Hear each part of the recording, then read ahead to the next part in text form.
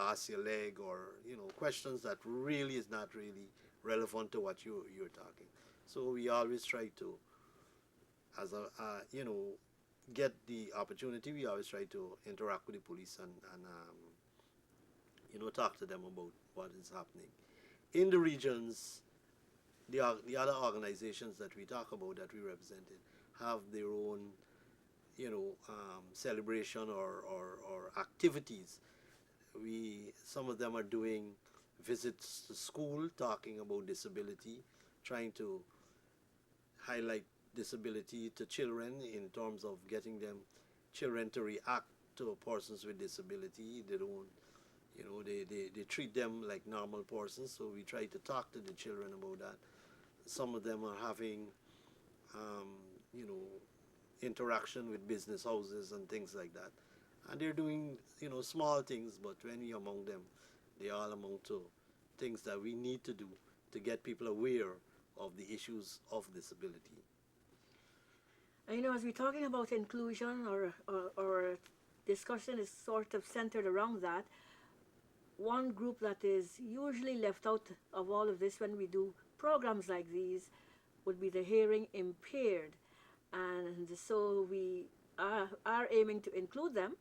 And so doing the sign language interpretation for us is Mikawanya Yosef Israel, and we certainly thank him for lending his expertise to our program today for those who are hearing impaired, or we could say deaf. Yes, you can say deaf. Another word that we should avoid using, especially those who have mental impairment, is mental retardation, or being mentally retarded. Or some would even take it worse, further. They're stupid. No, they're not stupid. They are intellectually impaired or mentally impaired, or they have mental issues. We have Antonio Miller with us here from the National Commission on Disabilities, and the Commission recently undertook a survey in Region 6. It's really going to be countrywide, but they started with Region 6.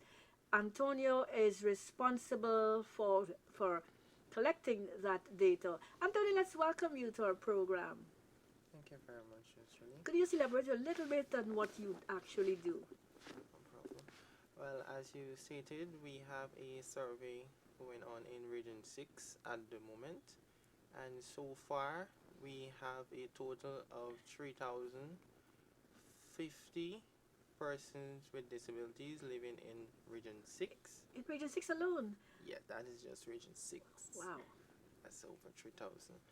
And it's not finished as yet. The survey is expected to finish in the first week of December, which will be next week. And the data entry process will start as soon as that is finished. I know you have not been able to glean the data as yet, but based on your observation, which disability, is there a disability that is more prominent than others?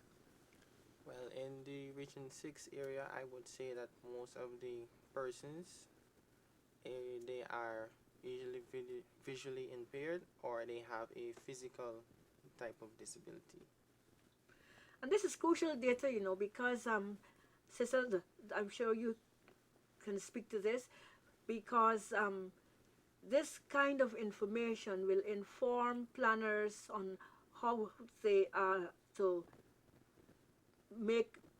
set policies, and how they are to develop strategies to deal with people with disabilities. And I'm sure your organization, the council, would be interested in. Definitely, Julie. And the thing about it is that data is one of the things that we really been lacking of having over the last couple of years that we've been in existence. So we really welcome this kind of move by NCD, so that we can really get down to getting some data, and when we go to see as I call them, the bosses, the politicians, we can give them figures. Some time ago, we had a similar exercise, and this is a couple of years ago, Julie, if you remember, in Linden, where we did a very hop thing. Oh yes, the Society And for the Ghana Society for the Blind did that. Yeah. And when I went to the regional chairman and tell him that, look, in the space of half day, we discovered like 70 something blind people in Linden. And the man was like, no way, that could never happen. They ain't got so much blind people about here, right? But, and I guess this is for, the public out there. There are so many persons with disability that is locked away. Some of choice, and some really don't have no choice in it. And in our organization, we're asking people to, let those persons be visible so that, you can have a real sense of how many people you have to deal with and what is the different types of disability that you have to cater for. Colin, what's the situation like in Linden? With regards to Disabled persons, do you have any sense of, maybe not how many there are, because I'm sure the survey is still to be done there, but a sense of the different types of disabilities that you have? Well, I will not be able to give you that, numerically. But no, just a sense of what it's like. Definitely you have persons with who are blind and also have low vision. We are kind of putting together our own little database as we come across people that would be referred to the persons that the secretary and the region people have also been apprised with what has been found. But coming back to what you're asking, you have quite a number of persons who are hearing impaired or deaf. There are a few wheelchair users, and the intellectually challenged, that is still a very largely unexplored area. But you would meet them and you would know, but I know that they have more within the society. And your organization, how long has it been in existence? We have started from 2012, but we really suffered a big setback when they had a struggle in Linden, because we actually had our things being established. In fact, Mr. Morris came there and ran a couple of seminars, and I think one was on election. So we don't have a place of our own right now, but we still meet. Right. In fact, right now we meet at Miss Cetra O'Selmo's place. She has a nice salon in Amelia's ward, and we meet there. We also would meet at the Mackenzie Baptist Church, because we don't have a place of our own. So that is just for our statutory meeting, but we want our own place where we can carry out what we set out to do. And of course, when we talk about having our own place, it must be tailored to accommodate persons with disabilities of all types. Definitely so. And I'm always fascinated with Linden because it's such a hilly place. And well, for lazy ones like me, when you go up there and you walk, it more or less takes your breath away. And when I'm thinking of people who are physically disabled, how is it like for them getting around a place like Linden? Well, I know for the blind people who live on the Wisma shore, there's where you really have the hills. One or two of them would have paved roads where you can come down nicely. But some other areas, you really got to know the area, or you got to get help. And for wheelchair users, again, going up the hill won't be that simple. But at the end of the day, you will have strong muscles, I can assure you that. Right? You'll be very fit. I don't think you have to go in a gym after going up with that. I could well imagine. Right, yes. It's challenging, but you have to do what you have to do. Yes, but of course we're talking about an inclusionary society. And so a person with disability shouldn't have any more difficulty than a person who does not have a disability to get around. And that's basically what we're saying when we talk about inclusion, is that the person with a disability should not find it more challenging to be a part of a system or to get around an environment than the person who does not have a disability. So certain things have to be put in place. Definitely. Right? And maybe, Cecil, maybe we could talk a little bit about what some of those things are whether it be physical, like ramps, or educational, or making a place of employment for persons with disabilities accessible. Well, one of the things that I would want to talk about first when you talk about that is public transport for persons with disability. It's very lacking in Guyana because most of the transport systems are private, and you would hear all kinds of excuses why they don't stop to pick up persons that use wheelchairs or persons that are blind. Is that they can take too long to get into the bus, and we need to pack up a wheelchair and put it in the bus and all the rest of it. And we're calling on government, by now, because it happens right through the region and, in all parts of the world, that, the government have public transport under control where they could bring in buses that, have ramps that people could use so they can, go to hospitals and wherever, easily. Because it's not easy, as I should say, for a person that living up one of them hills to bring down somebody in a wheelchair and carry them to hospital and then carry them back home. The person that might do that might have to end up at the hospital after. So a transport line needs to be done by the government in bringing in buses that could accommodate persons with disability. We did talk some time ago about buildings that are being built right now, public buildings, and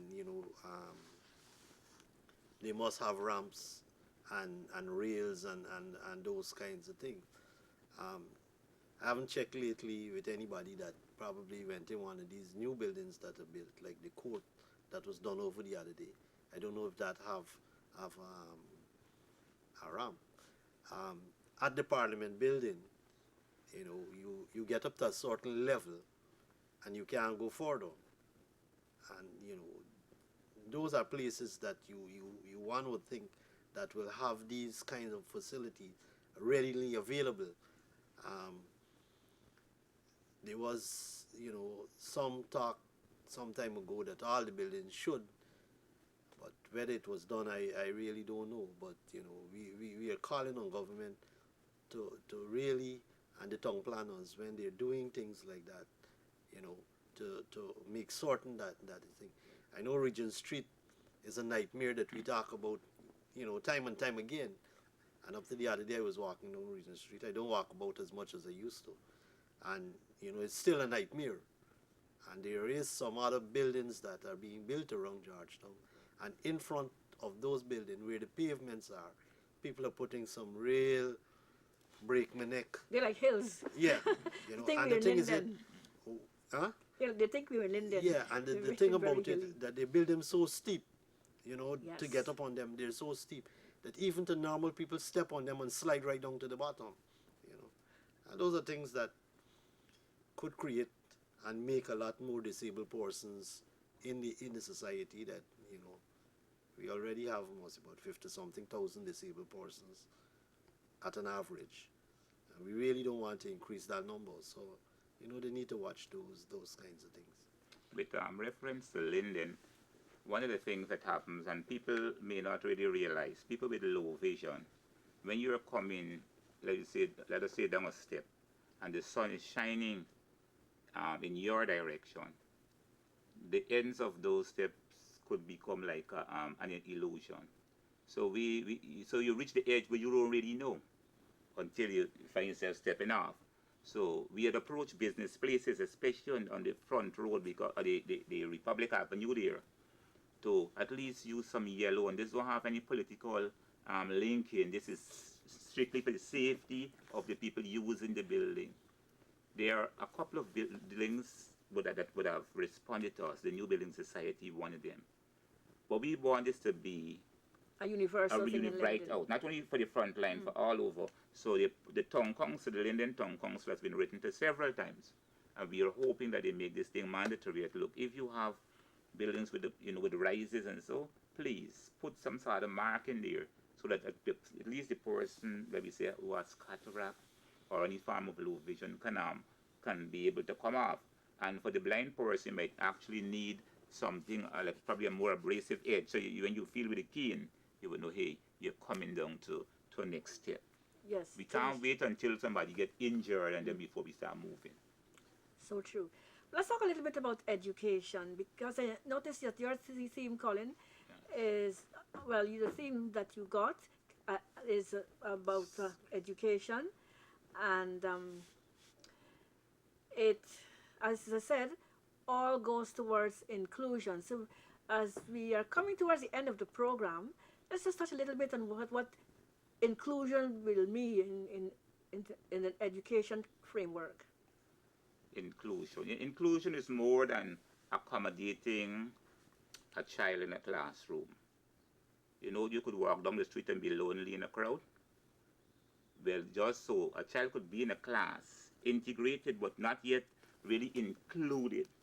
Included would mean the child will have to get his work in a format that is accessible to him. Let us say you're printing textbook, the Easy Part series. You're printing those books.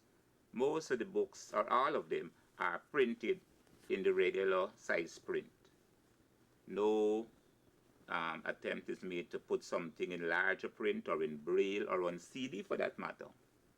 Let us say that the child doing the National Grade 6, every 2 questions or 3 will be questions with diagrams. The blind child will be at a total disadvantage with that. You have to come up with some other thing so as to make this thing accessible. And in terms of the education being the part of inclusion, this education is not only book learning or academic learning. The family's got to be educated to send the children out. The institutions that are providing the learning will also have to be informed and know that this thing is not impossible. And many of us had our own experiences when we went to school, and we had to defy that. It's not impossible. And then you come to the wider society. The public service, for instance, they would expect that, look, when the person comes to the NIS, or they must come with somebody. But people got their own rights, and if you want to include them, because they must have quality service like everybody else, then facilities must be put in place. I know for the NIS in Linden, if there's anybody that comes here that can't climb that step, the officers or the service providers will come down to them. The guard just have to inform, just as they inform who's upstairs, look, we have somebody here, you know, and I have seen that. They will come down and sort that And just out. let me quickly bring in Cecil here. I know he's representing the council, but he's also the president of the Guyana Society for the Blind. And the Guyana Society for the Blind, or the Blind Institute, they have an interesting approach to delivering education to persons who are desirous of having it, especially who are wanting to write the CXC subjects. Could you just tell us a little bit about that, Cecil? Well, Julie, we try to facilitate that process in that we're trying to give persons that have vision problem and, you know, might be totally blind the opportunity. And we're using the computer with the JAWS program to really deliver the lessons to the individuals.